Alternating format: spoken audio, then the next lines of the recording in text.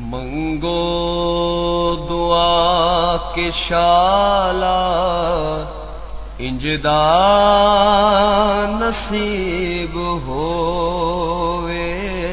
मंगो दुआ के शाला इंजदा नसीब होवे। जद आवे मौत मैनू। बिस्मिल्लाहिर्रहमानिर्रहीम। अस्सलाम वालेकुम दोस्तों और बुजुर्गों नाज़रीन, तुहाडे सामने अगली वीडियो नाल हाज़र हां। अज जिहड़ा तुसीं देख रहे हो तुहाडे सामने जनाब है हल्दी। और हल्दी बड़ी ही ज़बरदस्त चीज़ है जिहड़ी साडे घरां दे विच आम खाणिਆਂ दे विच इस्तेमाल हुंदी है। बल्कि इस तो बगैर हांडी दी सही रंगत ही नहीं हुंदी। रंगत तो इलावा इहदे अपने जिहड़े ने बहुत ज़्यादा फ़ायदे ने, इहदे गुण ने।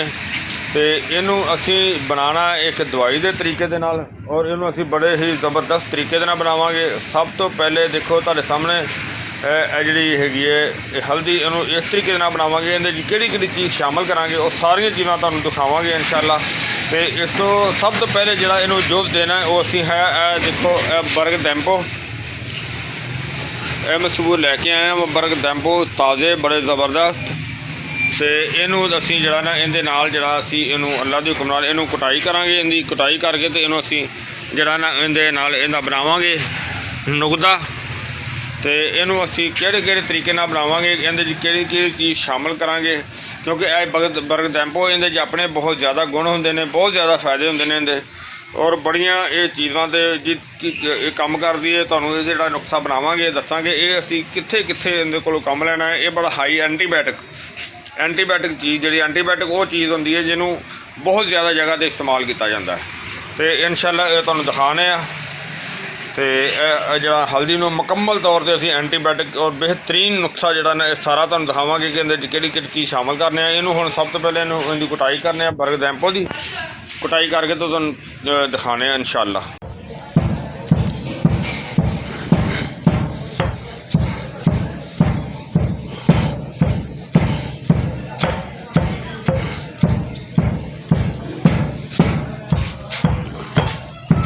अच्छी तरह कटाई करांगे सारे दी।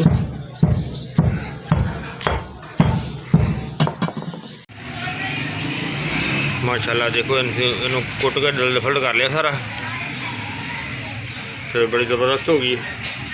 और इनू अगां हुण अगला प्रोसेस दिखाने तुहानूं कि इनू इहदे नाल की करना है। इंशाअल्लाह सारा प्रोग्राम जो ना दिखाने। देखो जी असी इनू अद्धा जो मलबा सी ना वो सारे पत्ते तो टहनियाँ सारे वो कुट के तो यह थले पा दिता है। हल्दी जी सारी इहदे उत्ते बिछा दी है।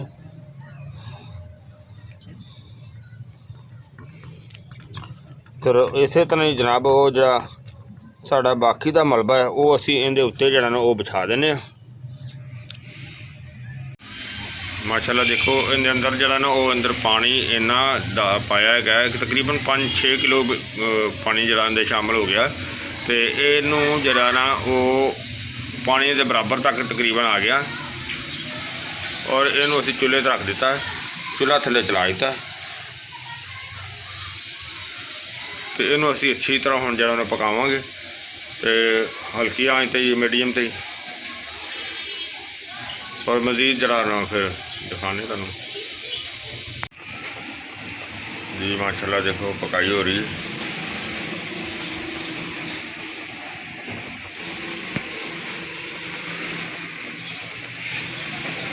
इनू अच्छी तरह पकावांगे। काफ़ी देर तो पकाई हो रही है इहदी।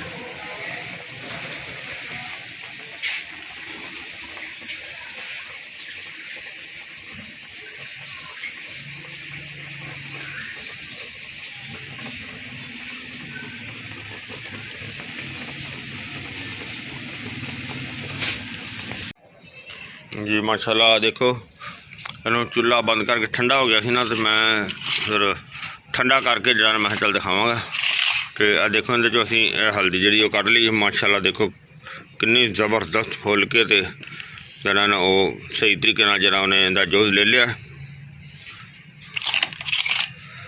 और इनू असी हुण खुश्क करांगे थोड़ी देर। थोड़ी जी खुश्क हो जाएगी ना तो फिर तुहानूं दिखाना मैं कि इहदे नाल असीं की करना है। ठीक हो गया। बाकी यह चीज़ देखो कि ज़्यादा कढ़ाई भरी पी है, जाया करांगे हुण तो इनका खुश्क होने इंतज़ार करने।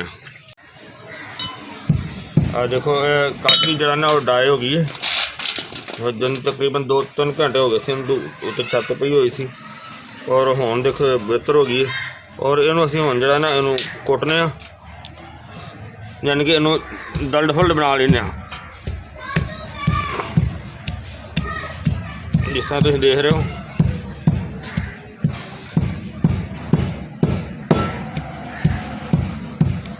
इस तरह देखते जल्दी खुश्क जल्दी होएगी, क्योंकि जो अगर साबत जल्दी सुकेगी भी नहीं, इस तरह जल्दी सुक जाएगी, नाले पाउडर कुछ पहले बन जाएगा, बाद आसानी हो जाएगी।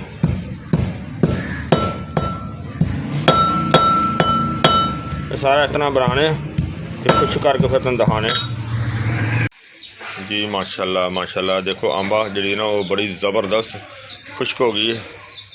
तो इनू असी हुण जनाब इनू इनका पाउडर बनावांगे, पाउडर ना बना के तो तुहानूं दिखाने आ, नाले इनका बाकी का सारा नुस्खा तुहानूं दिखाने आ कि इहदे च असीं किहड़ियां चीज़ां शामिल कीतियां ने। और एंटीबायोटिक बेहतरीन ज़बरदस्त नुस्खा है। तो असीं इंशाअल्लाह इनका पाउडर बना के दिखाने अपने दोस्तों नूं वीरां नूं।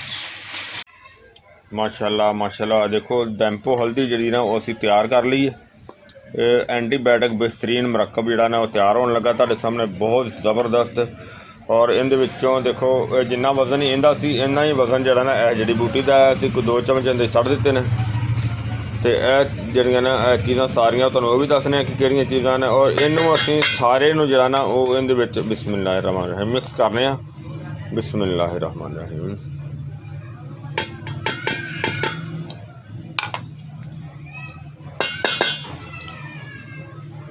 और इहदे विच जिहड़ियां थल्ले चीज़ां असीं शामिल कीतियां ने वो असीं तुहानूं वो भी जिहड़ियां वो दसने आ उन्हां दा बराबर वजन दे विच।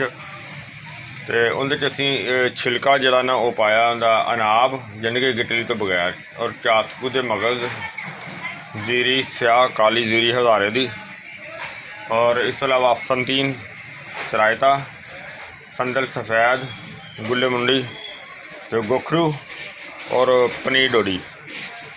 और यह चीज़ां बेहतरीन मुरक्कब जिहड़ा बनाया है। और ये तुहानूं भी दसने कि असीं इहनूं किहड़ी चीज़ ते किहड़ी बीमारी वास्ते इहनूं इस्तेमाल किया जा सकता है। और इनू सारा जिहड़ा ना वो मिक्स करके तो इहदे कैप्सूल बनाने आ, ते वो फिर सारा तुहानूं दिखाने आ। बहुत ही सुंदर ते ज़बरदस्त आलीशान ये जिहड़ा ना नुस्खा है। तो ये मैं क्या नाल नाल दोस्तों भरावां दे शेयर भी करिए। और इन्हें बहुत ज़्यादा बीमारियां जिन्हें कि खतरनाक बीमारियां वास्ते बेहतरीन जिहड़ा ना वो ज़बरदस्त काम करने वाली चीज़ है। तो इनू असीं जिहड़ा ना वो कैप्सूल भर के तुहानूं दिखाने नाले और दसने तुहानूं इनू कित्थे कित्थे इस्तेमाल करना है। माशाल्लाह माशाल्लाह देखो जिहड़ा ना डैंपो एंटीबायोटिक फार्मूला तुहाडे सामने तैयार हो गया। और ये बहुत ही अच्छा ज़बरदस्त फार्मूला। और जिस तरह तुसीं देख रहे हो यह जिहड़े ने कैप्सूल बने ने यह 500 mg के हिसाब नाल बने गए हैं। वैसे असीं इहनूं 0 साइज़ कहने आ।